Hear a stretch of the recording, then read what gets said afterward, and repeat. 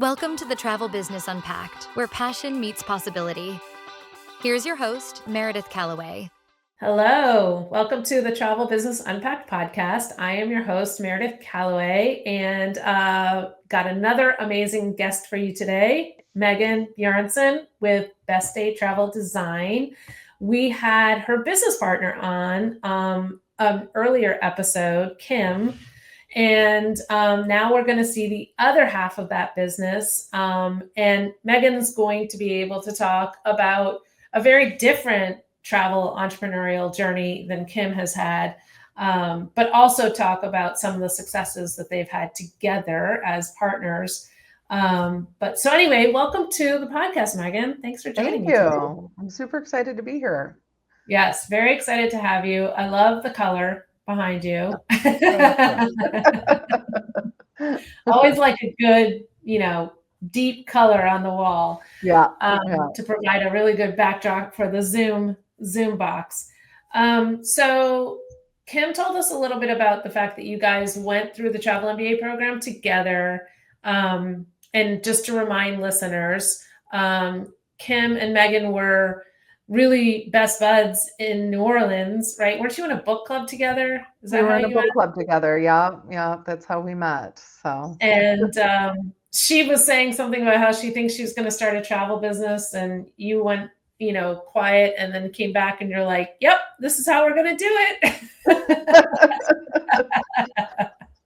Yeah, it was very much. I had left my corporate career in 2021, and it's, I can tell you about that whole journey, but yeah, she said, "Oh, travel's something I've always wanted to do," and so I was like, "Okay, let's do it." So yeah.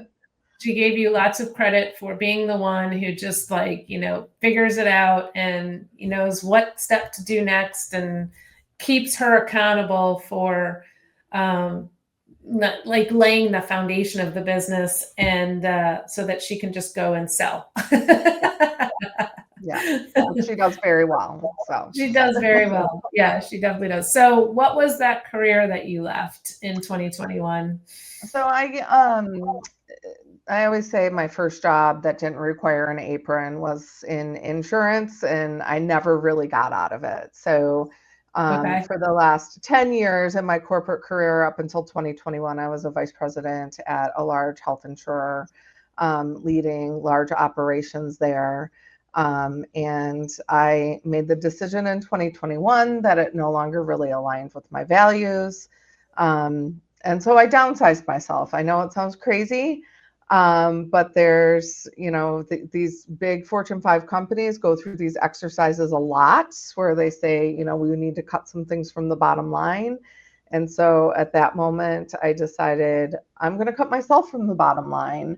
And I had done a lot of work sort of grooming somebody. I always like to have a really, really good succession plan. So I had somebody who I took through the company with me for years. She was really ready to step in. Wow. And so I downsized myself and then told my husband we have to go someplace immediately. Otherwise, I'm going to work for one of these people who keeps blowing up my phone, and it'll be more of the same. So. Oh my gosh, that's so funny. But so you must have accepted some kind of an offer because you are still working. Yeah, so I've had a couple so when I first left, and I was just starting the travel business, I was doing a lot of consulting. So I would go in, specifically, organizational design and business process outsourcing consulting. I would go into major companies, mostly healthcare, draw out what it is that they needed to do to get themselves ready for outsourcing, and, kind of go from there. What I realized during that time was that the further you get in a Fortune 5 company, the less you know how to do anything anymore. So you're just sort of like the big idea person, and you've got all these people to execute for you, and you're kind of responsible for the strategy. And so it just started to feel very isolating to not have, a core team of people working with me. So I've done a few things since 2021. This particular gig came up with somebody I used to work with at United. And what appealed to me about the role was that it really was a service-based industry, still insurance adjacent, but completely different from anything I've done before. So a real sales-driven organization. So when I think about what takes up my time, it's really switching my mindset, not necessarily the work. And so if I'm in a position where I'm able to say like, hey, I'm going to be in this mindset all day, and it really translates well into my other service, service I provide being travel, then that's a lot easier for me to juggle than having to say, oh, I'm going to lead, 2,500 people in an operation. And then I got to switch that off and say like, oh, this isn't claims anymore. It's, something else. So yeah. Yeah. So what I love about you too, and I think it was great that we didn't interview you together, because you represent so many different facets of what a travel business can look like. And so what you represent is the person who wants to start the travel business while they're still fully employed. yeah. And so how long just talk about that journey and some of the struggles, but also some of the upsides to it.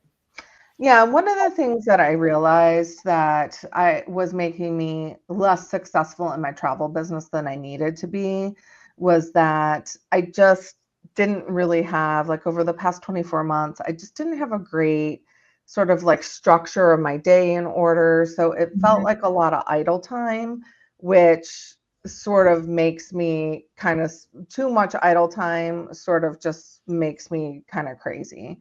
So I really sat down and I thought back to when I was really, sometimes in my life when I was really most successful. And it's honestly when I'm the busiest. So, I mean, I went all the way back to high school when I went and got a job when I was 14. I was president of all these organizations. I was in drama. I was in band, all that kind of stuff. And how I just really held it together and was able to do all of that because there was very specific time for things. So that's part of why I sought out, why I was open to going back to work, was just getting myself back in that structured mindset. And I'm really there now. So what it's really helped me do is compartmentalize my business a little bit and say, these are the days I'm working on my business. These are the days I'm doing very specific client care work. So I've got a pretty concrete schedule of how it is that I work on things now. And I don't know that my head really would have gotten there without kind of just taking on this gig. I don't know that it's forever. I think everybody knows it's not forever. My boss knows it's not forever. But for the time being, it's working for me. So that's great. So another aspect or facet that you represent is, I talk about the phases of the travel business, and phase 1, phase 2, phase 3, all dictated by sales, which is anywhere from 0 to up to $1 million in sales. They should be temporary, and that really your final destination should be 7 figures in sales. And I don't want to have conversations with only people that are at that place. Yeah. I want to have real conversations with people who are on their way there. So what have you enjoyed most about, this part of the journey, the growing part of the journey, and what has maybe challenged you the most? Yeah, I think really what I enjoy most is the figuring out the creative ways that I'm gonna get to that 7-figure booking. So, and that's one of the things that I think I really excel at, is figuring out things like product offerings and, where it is I can use my network to build that, really build that significant business. Because I will tell you, ultimately, my goal is I just want to be running my little empire and have a few, core clients that I have. But really, I'm just responsible for the most of it being responsible for the business aspect of it, because that's the piece. Not that I don't love planning travel. I do. But I think where I bring the most value is in the business piece of it. So that's really been a fun journey, especially over this past year. Really figuring out how to work my network, figuring out just getting, just doing total and complete rejection therapy. So I cold email one person a day. There's a lot of that kind of stuff that goes on that's just getting me comfortable with people saying no and realizing it's not the end of the world. The struggle, of course, is I'm always comparing myself to others. Yeah. So, I see even Kim, right? Like she outsells me, pretty significantly. And, of course I play a part on that by, setting the foundation, but there's, obviously there's a lot of, comparison that kind of goes on. And absolutely. Then, you can't eat networking, right? So it's like eventually you have to be making, money in order to make a real, in order to make a real business out of it, which, comes with the booking. So yeah, that's fine. That is, that brings me to the question that I find like also very intriguing is you started a business with a friend, and years ago, I was advised by a business coach many years ago never to go into partnership. And I think she was probably burned. And so I don't know if that was the best advice. Yeah. But there is some kind of, there's a lot of people that might advise you not to do it. How do you feel about going into business with a friend? And would you recommend it to somebody else? I think it has to be the right friend.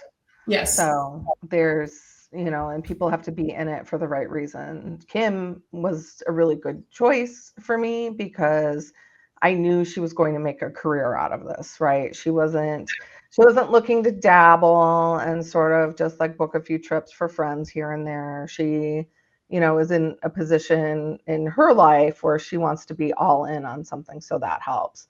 And then I think, last year we really sat down and had a conversation about our individual roles in the organization and being comfortable, having those conversations. And you have to pick the right person to be able to have those conversations with. So, there's of course, this isn't anything we haven't talked about, but of course there's frustration sometimes where I'm doing a lot of the working on the business, right? Where she's able to just go out and sell. But we've just become comfortable with that. We've just gotten like any resentment has gone away because we've been very open and candid talking about it. It's what I'm really good at and that she flounders with. Right. And so I'm like, it's just, it just becomes a really copacetic sort of experience in that way that I'm perfectly happy to set the foundation for her, to really be able to go out and sell. And then eventually, right, it's helped me set the foundation for us bringing on some more ICs and being able to expand the business that way. So it's just been good practice, I think, with those conversations and talking about goal setting and things like that. And we're in a spot, but it's not for everybody. So it's definitely not for everybody. I think what, makes it work is when you have, like you and Kim have such a perfect complement of skills. Yeah. I mean, she's kind of your typical rainmaker. Yeah. She loves to sell. And really good salespeople are not really good at a lot of the other things that it sounds like you're really good at. Yeah. I mean, that's definitely true. I mean, she's very much, she's got, I always, one of the things I always put when I write her bio is, 1 year in New Orleans, this was, I think in the 90s, but she was the tastemaker of the year by the Times-Picayune, right? So it's like, she is just so willing to like put herself out there and, she has, she has a million Facebook friends and she's just got this really huge network that she's built totally organically. And that's really where her magic comes in. Is she always, like, Kim knows a guy, right? She's like the mafia. Like, always knows a guy. Yeah. Like she has a guy for everything, she's just been, she's just done such a stellar job with that. And then, but the stuff she's not good at, building a process. She's not good at compartmentalizing, so that's what I'm here for, is to help support her in that way. I love it. The more we talk, the more I see, like, you guys are such a great complement to each other, and I get even more excited. So let's talk about some exciting things going on for you. You just had a big event where you are advertising in the Scout Guide, and so talk about that in terms of how you're using that to build your business.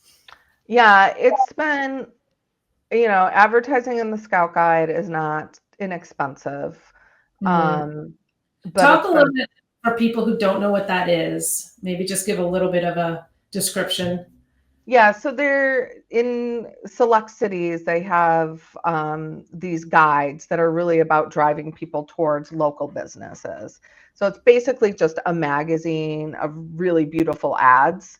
And it's, you'll find them in your hair salon, you'll find them in a hotel lobby, things like that, just getting people to know local business. I think the value in the guide, I don't think somebody's going to pick up a Scout Guide in their hair salon and be like, oh, I've been looking for a travel advisor, right? But the point is that there's the other people who are in the guide are also people who have spent a lot of money on a print ad, which means that they probably are in a position where they could use help with travel. So I've already, before the Scout Guide even came out, I had a booking that paid for, paid for the ad. So I already have my ROI there. And another one of the advertisers. One of the advertisers from last year. He's not in this year, but yeah, he was. Yeah. So from one of the other advertisers.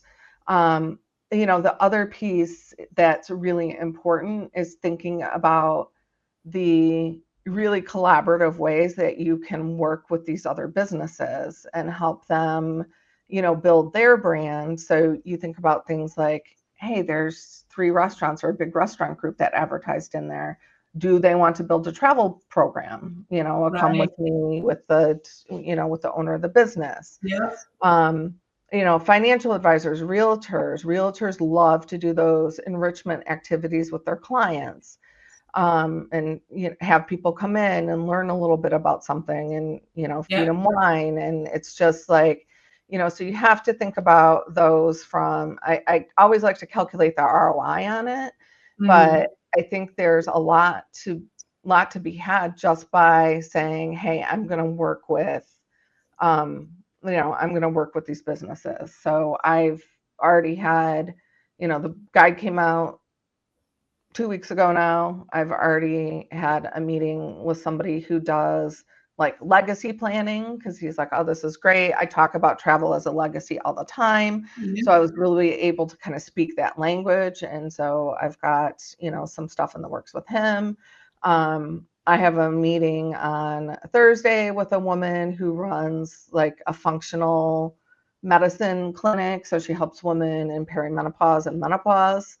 And, we don't have anything big, that we're thinking about, but like, what a great person to run a women's retreat. And does she need, help with that? So I've just been really, anybody who wants to sit down and talk to me, I'm sitting down and talking to them. And it may come to nothing, or it may be, a year from now, I've got a really good clientele of people who want to build, travel portions of their business that, will help them get their names out a little bit. I have an idea for you. Yeah. Going back to your, realtors or the people that like to bring their clients into a room and feed them wine and give them some kind of enrichment presentation. Kelly Predness. I don't know how to say her last name. She just flew to Houston over the weekend because another one of our advisors in our network was gathering 6 to 10 people in Houston. And so she literally jumped on a plane and was flying to Houston to talk about expedition cruising, Swan Hellenic, with those Houston-based clients. So that could be a cool presentation. And she's willing. And so basically what you're saying, and I'm maybe unpacking it a little bit more for the people listening, is, there are people in the Scout Guide that are advertising with you that are much more willing to actually work with you because you're advertising in the Scout Guide. So you're a legit business, and you're putting money behind your advertising, and they are too. And so it's a very door opener, basically, for joint venture conversations. Yeah. And I think too, like anybody, because I know it's like kind of coming up now. So anybody who's considering it, really understanding and reaching out to people who were in previous Scout Guides about the franchise owners, because it's a franchise business. So you have the big Scout Guide, and then each city, like anybody could, you have to have a certain amount of capital, but you could start a Scout Guide anywhere. Right. Because your franchise owner makes a huge difference. So the one I'm in, she and her husband own a huge chain of physical therapists that was just purchased by one of the big health systems here. She just knows everybody, right? So she's so good and passionate about what she does that she's very good about putting on the network events, and she's very good about connecting people. Like that's what she says, is she's, a connections expert. Whereas if you've got somebody who perhaps bought a franchise as sort of a vanity project, you're not necessarily going to get the same amount out of it. So I really recommend that if people are considering it, they understand they understand who's in the guide and understand their franchise owner. Because like I said, it's like, sure, maybe I'll get a couple of clients for people who are just like flipping through the book, but that's not really where it's coming from. So that makes sense. And the event, was it a success when you just had an event? Yeah. It was. So that was the launch of the volume 3. Yeah. So it was great. It was. So that was the Scout Guide's launch, not yours. Yeah. Okay. That was Scout Guide's launch. Yeah. Okay. So I mean, even just there, I've got, I already have an inquiry from somebody, just who I chatted with at the event, and that's also something I feel that a lot of people kind of miss, is selling luxury travel, because the transaction sizes are so much bigger. So there's actually much more money in selling luxury travel. I think a lot of people think it's going to be even more competitive, a little bit like real estate, right? Luxury real estate is insanely competitive because that's where everyone wants to be to make all the money. But in the travel world, it's almost like people are afraid to sell luxury because they don't feel like they have the clientele. And so when you are showing up and presenting yourself as a luxury travel advisor to people who can spend that kind of money on travel, they're like, oh my God, I'm so glad to finally find someone who can help me. Yeah. I mean, it's amazing that just you even think about like Facebook groups. So I'm in, like Peloton has, like, it's for Peloton users only. And it's like a luxury buy sell group. And it's, direct solicitation is not allowed. And I try to abide by that. But there's a way to sort of slip in, like, oh, I always recommend to my clients, I just sold a Ritz-Carlton cruise that way. Somebody was asking for advice on a hotel to stay in New York. I gave kind of an out of the box suggestion.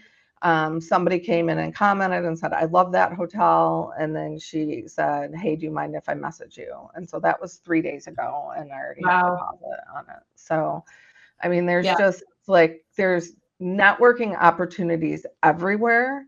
And it's just, the more engaged you are in everything that you're doing, the more likely it is that somebody's going to bite at some point. So, yeah. So I want to talk a little bit about your, clearly networking and being really strategic on the marketing side is one of your geniuses. And then obviously setting up, systems and processes for the business. But I think it's just an observation that you are very gifted at writing. And I'm curious how you've leaned into that for marketing the business. I'm so thrilled to have found an outlet for it. So I've been like, oh, I should start a Substack. I should start a Patreon, blah, blah, blah. And I still may do that for other kinds of writing, but I really love writing. And when I was doing, really good at it, like whenever I read something that you've written, I'm so drawn in. You do it in a way that it's like you're speaking directly to me. Oh, well, thank you. I appreciate that. When we did our rebrand, one of the things I really thought about was, people who are Googling, Antarctica travel, for example, they're not Googling Antarctica travel advisor. They're just Googling, Antarctica or whatever. Right. So, my goal, right. Yeah. Right. Yeah. I mean, so my goal really was to start to make our website more of a destination for content. Mm-hmm. And there's a couple of teams out there that are doing it really, really well.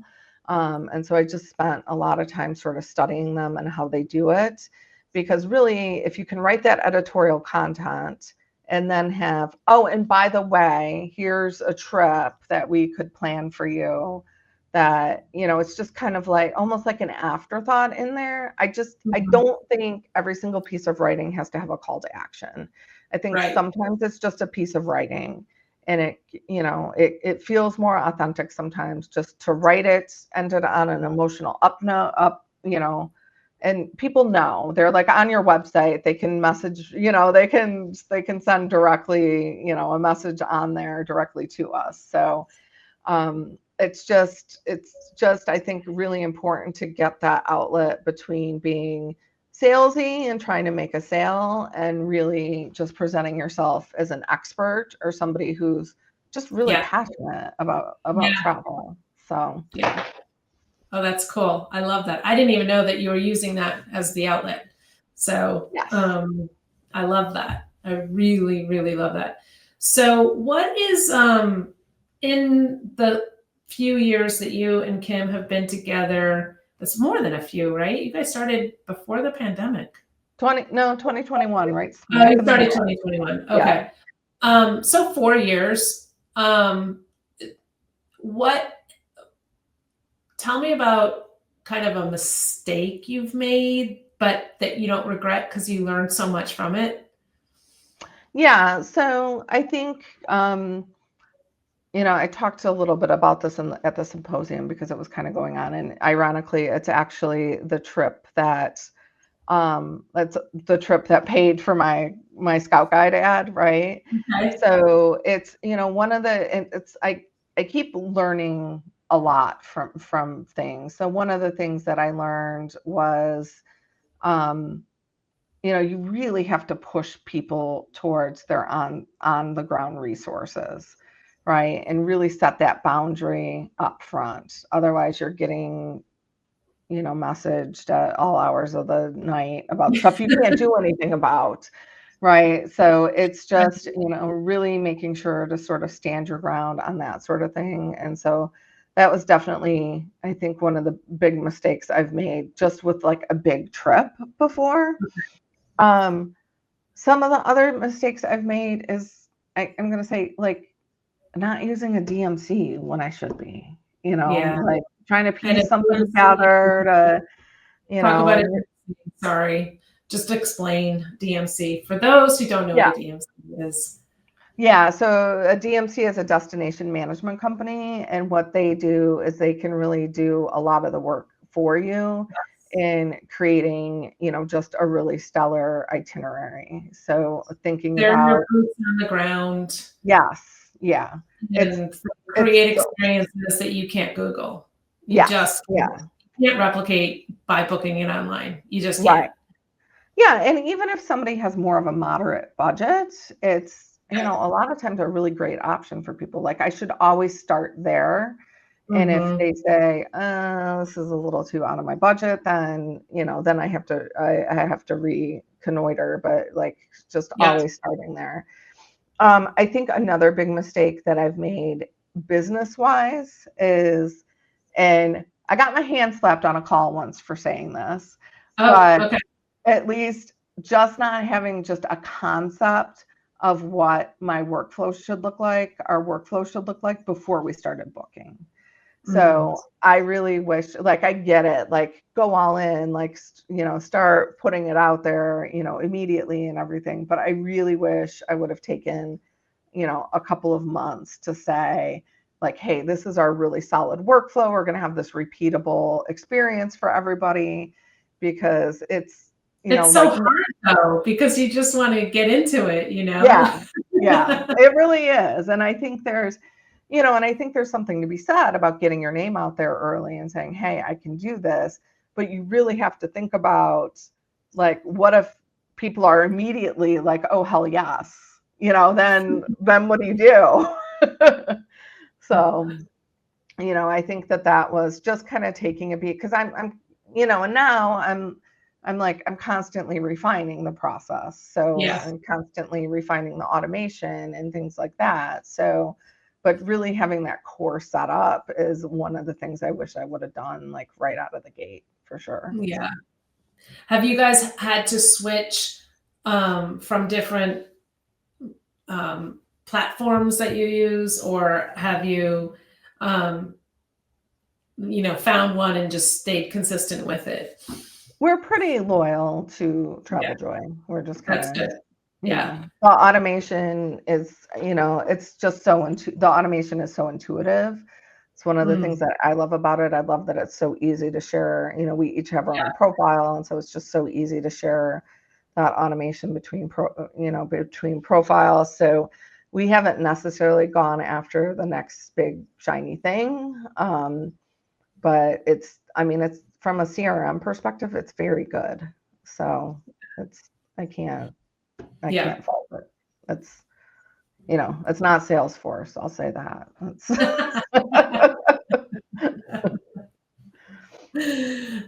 So what big goals do you have for yourself going forward for Meghann, not Besté Travel Design, but for you personally? Yeah, so I think, obviously, exiting the day job at some point, over however much time that takes is it. I want to be in a position where every single hour that I'm working is directly impacting my income. Mm, So, and that could mean a million different things. I would love to, I'm a consultant at heart. And I really love to do that. So I would love to parlay that into, coaching for new travel advisors and things like that. Just really getting creative about, presenting unique products, figuring out some branded things that they could perhaps roll out, which I have some things in the works for that. So I would love to, have that kind of supplement my travel career a little bit. And not even necessarily just travel businesses, small businesses on their own, sort of getting myself away from the big business consulting and more into smaller business consulting. yeah. I would really like to build sort of a social media following. I like Mm, to do it. I enjoy doing it. I enjoy creating the content. I would like to be sort of a known resource for somebody giving the real talk on what it's like to be a travel advisor. Because so much of what's out there is just like work from anywhere, and you're like at the beach and like, oh, I'm working from the beach, like nobody's out there on social media talking about the fact that, you can do all of those things, but it's a business and it's a job, and you need to invest a certain amount in it. And the majority of the time when I'm being most effective, it's my button seat in this office.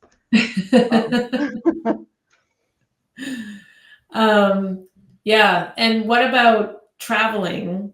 How much great traveling have you been able to do, given that you've been, still employed? And yeah, that's one of the things that I'm really looking forward to. I have unlimited PTO, but that's a sham, right? Like nobody ever has unlimited PTO. And you don't want to abuse it. And I lead people. I don't want to be, I don't want to cast a terrible leadership shadow, right? So, but yeah, I mean, I think I would really like to lean into more opportunities to, go on trips, be able to jump on those, jump on the FAM opportunities, the FAM opportunities that are right for me. So what makes it right for you? I think I love that, because I think a lot of people get, they go a little overboard in taking advantage of FAMs because they think they need to know everything. Yeah. So how do you identify what's right for you? Yeah. So, I mean, really what I would love to be my bread and butter is more adventure and expedition. So those are the things I'm always going to jump on. I need to be a little bit more sensitive now because I've got like this kind of built-in clientele from the Scout Guide. And so there's going to be more Europe requests, which I don't think I've been quiet about, like Western Europe not being like my favorite thing to do. But I am going to go. I'm going to Italy next year to, I mean, everybody wants to go to Italy. I've never been. So I know. So I'm like, it's interesting because that was like my very first trip. I was 15 and I went to Europe with the band, with my high school band. And I find myself back in Europe all the time. And there are certain things that I really love about it. But really, I'm more at home doing something in nature and then coming back and eating really great food and being really comfortable and great accommodations. So any opportunity to do that. I kind of feel the same way. Yeah. But I mean, I do think I'm going to owe it to my clients at this point to really understand more of what like luxury Europe is all about. So I'm probably going to lean into some of those opportunities a little bit more. At the right DMC, right? Yeah, exactly. Yeah. So out of curiosity, right now, with you being fully employed, how many hours a week are you spending on your travel business? 30 to 40. Oh my goodness. Wow. Yeah. And yeah, I mean, people ask me, they're like, is it a side, either job, is it a side gig? I'm like, no. I mean, they get equal priority to me. So it means. So if your employer wasn't listening, how many hours a week are you spending on your job? 40 and no more. Yeah.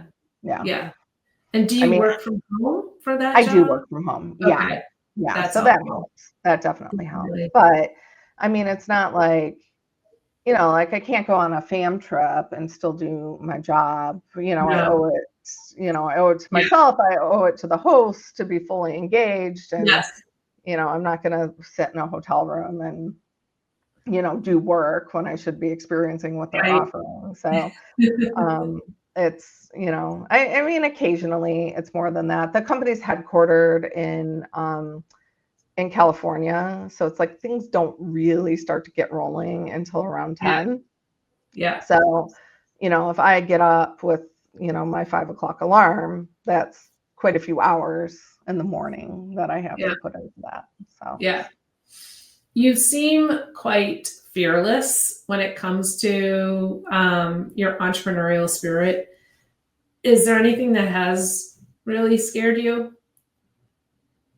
yeah, I mean, I'm of course afraid of doing something wrong and not Yeah. making any money. I think one of the things that I struggle a little bit with, and I waffle back and forth on this, and I think I've sort of found the balance a little bit, is just understanding that I'm always representing my brand, but I am still me. Mm. So I think I do have a lot of fear about, um, saying or doing the wrong thing that's potentially going to alienate, especially certain luxury clientele. And so, I do try to be very, very careful about how I present myself online. And making sure that I stay, pretty neutral in most instances, even though that isn't with in my nature. So, that can scare me a little bit. And of course, like something going terribly wrong and not being able to fix it for somebody. Like that's I know that's where we shine, right? Is when something Right. goes terribly wrong and we're able to Right. fix it. But, Yeah. what if we're not? But I mean, that Yeah. can happen in any job. So, True. Very, yeah. very true. Well, I think you and Kim have done an incredible, incredible job. And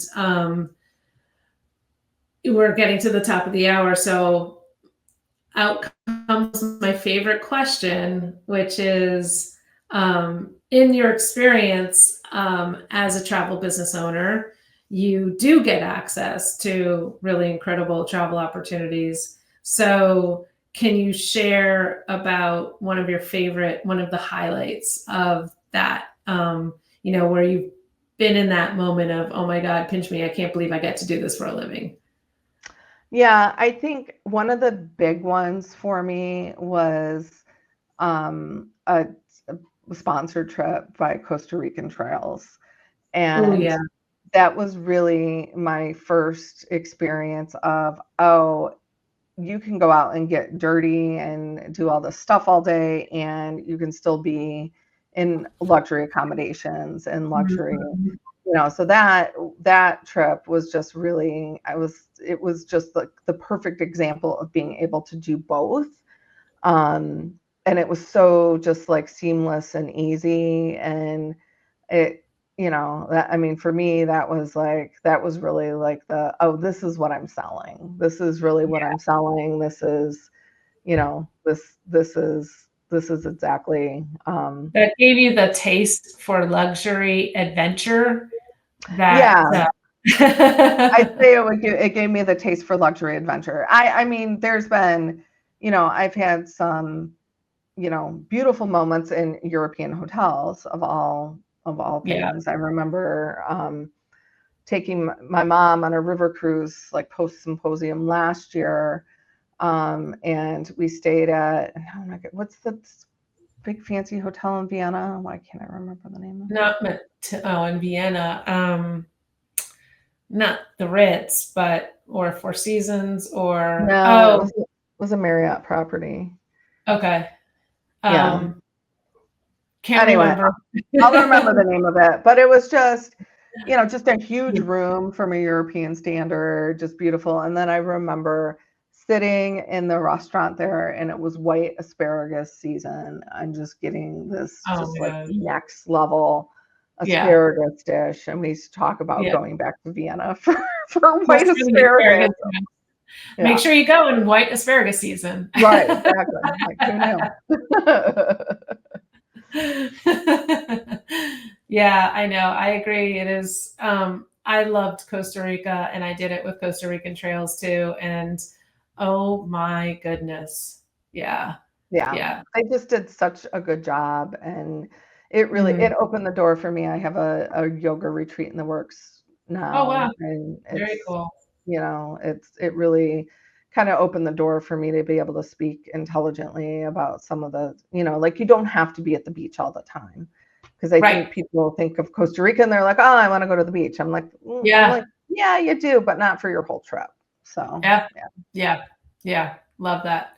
Well, thank you so much for being a guest on today's show. I really hope we've opened the eyes of some other people who might be considering this journey and, have had thoughts about maybe I want to do it with a business partner, or do I have to quit my job to do it? And inspired others to really tap into their skills. I feel like that's one thing you've really figured out how to do is you don't have to be that, rainmaker salesperson. You can come with a very different skill set and still be successful at it. So thank you so much, Meghann. It's been a pleasure having you. And to everybody listening, I hope you enjoyed today's episode, and we'll see you on the next one.